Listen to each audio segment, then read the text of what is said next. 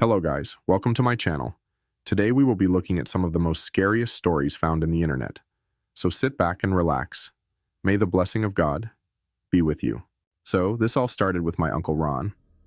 He was always this quiet, anxious guy, and growing up I was pretty intimidated by him. He wasn't mean or anything, just intense. Here's the thing about Uncle Ron. He was blind. But it wasn't just his blindness that made him so eerie. It was the way he carried himself. He had this almost supernatural awareness of the world around him, like if I tried to sneak up on him, he'd always know. Every time he'd turn toward me with this knowing smile, his pale, sightless eyes somehow locking onto mine. He'd always say the same thing, always stay close, and no, I'll always be by your side, even if I'm gone. As a kid, I thought it was sweet, comforting even, but looking back, I'm not so sure. As I got older, I started to notice something strange about Uncle Ron. He wasn't just blind, he was haunted. He had these moments, these full-blown panic attacks where he'd clutch at the walls or pace around, muttering to himself like he was trying to escape something no one else could see. And even though he never said much about it, I'd catch him confiding in my Aunt Lily late at night. One night, everything changed. I woke up to this loud crash downstairs. My heart was pounding, but I went to check it out. When I got to the living room, there he was, Uncle Ron sprawled out on the floor, his walking stick flung across the room.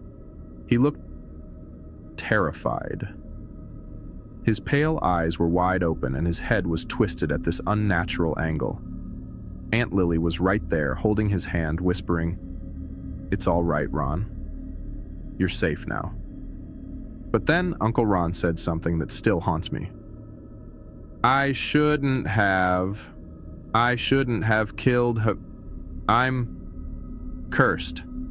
His voice broke off and Aunt Lily's head snapped up. She looked at me, pure panic in her eyes, and screamed, "Help him! Get some water!" That night stuck with me.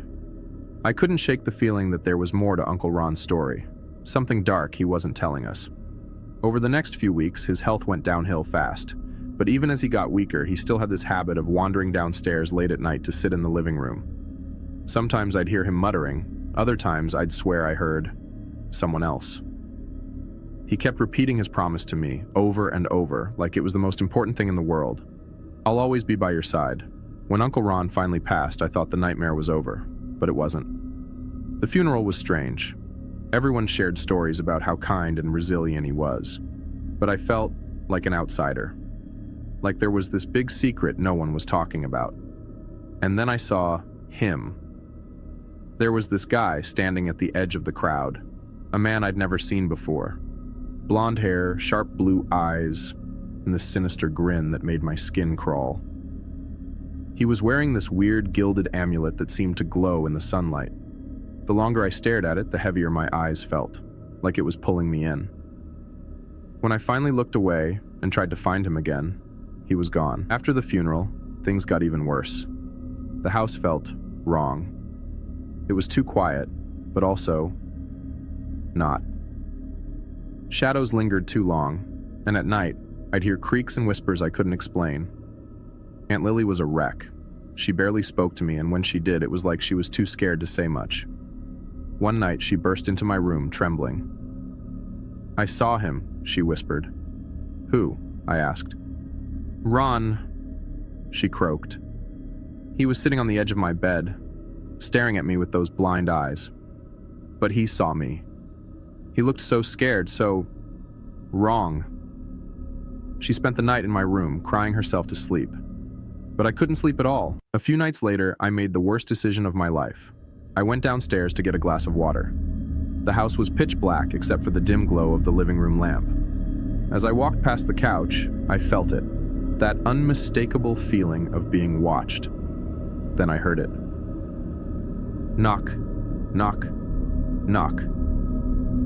The sound of Uncle Ron's walking stick tapping on the floor. I froze. The lamp flickered and went out, plunging the room into darkness. And, in the shadows, I saw him.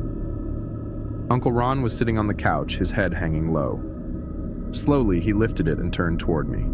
His pale, sightless eyes locked onto mine, just like they used to when I was a kid. I ran. That night, I finally understood his promise. He said he'd always be by my side, and he meant it. You ever seen a man so sleep-deprived he looks like he's already halfway to the afterlife? That was Hanratty. The first time I laid eyes on him, I thought, Jesus, they've started hiring cadavers.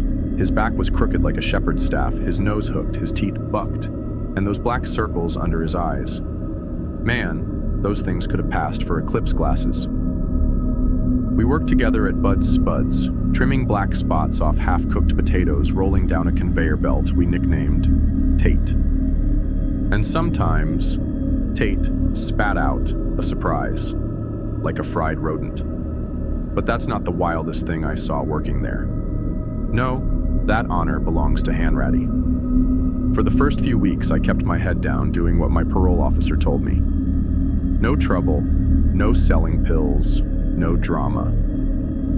But trouble has a way of finding you, especially on the graveyard shift. One night, out of nowhere, Hanratty just collapses, folds like a cheap chair. Dixon, our boss, storms onto the floor. Picture a potato with legs, wearing a bad wig and a hairnet that never stayed put. "You been drinking, Hanratty?" Dixon growled. Hanratty stared at him like he was the ghost of Christmas past. "No, sir." "Popping pills?" "No, sir." Dixon squinted. "You're on my factory floor looking like a goddamn ghoul." "Insomnia, sir," Hanratty mumbled. Dixon scratched his chin, real wise-like. "Insomnia, huh? You should try jerking off before bed. Always worked for me." Hanratty just nodded. "Thanks, sir." After our shift ended at 4 a.m., I saw my chance. Hanratty was sitting in the changing room looking like death warmed over, and I decided to offer him a solution. "You know what, Gain?" I said. "The good stuff isn't pills." "I don't want drugs," he snapped, his voice louder than I liked. "Relax," I said. "I meant beer. You drink, don't you?" He hesitated. "Time's the only thing I've got." So we walked out into the night, past neon signs and shadows of other sleepless souls. We found this dive bar called Last Chance Saloon. Fitting, right?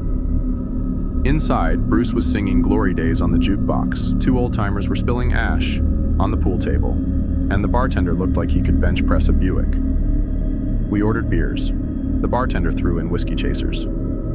"On the house," he said, though his tone suggested we didn't have a choice. "So, what's your deal, Hanratty?" I asked over the first round. "Why can't you sleep?" He shrugged. Everything about him moved like slow motion, like he'd been rewound too many times. "Come on, man, it's 4 a.m. We're in a bar called Last Chance. No secrets here." "My mom," he said finally. "Mean lady. Real religious." "What, she prayed you to death?" Hanratty shook his head. "She told me dreams are where the devil waits. Said if I ever slept too long, he'd take me." That's how I ended up at this weird little shop at the end of the block. A guy in the window wearing a crescent moon suit motioned us inside. The place was like a rich kid's nursery. Dream catchers, plush bedding, soft lighting. "Gentlemen," the guy chirped. His name tag said Mr. Melatonin. "You sell sleeping pills or what?" I asked. "Oh no," he exclaimed. "We offer a simple, painless procedure, a chip implanted in the cerebral cortex. Perfect, uninterrupted sleep." I laughed. "A chip in your brain? For free? What's the catch?" "Just a small trade-off," he said, eyes glinting. "A 15-second ad before every dream." I was about to drag Hanratty out, but he surprised me. "What do I have to lose?" he said. When Hanratty came back to work a week later, he was different. He stood straighter, his skin had color, and those panda eyes were gone. He even switched to the day shift. He took me to McDonald's after work, beaming. "I sleep like a baby," he said.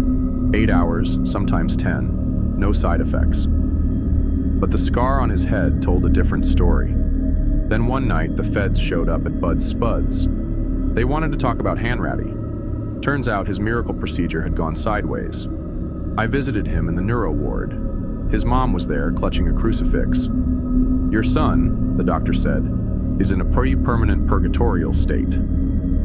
"What the hell does that mean?" I asked. The doc sighed. "The chip malfunctioned. It plays a 15-second McDonald's ad on repeat. He's trapped, teetering on the edge of sleep forever."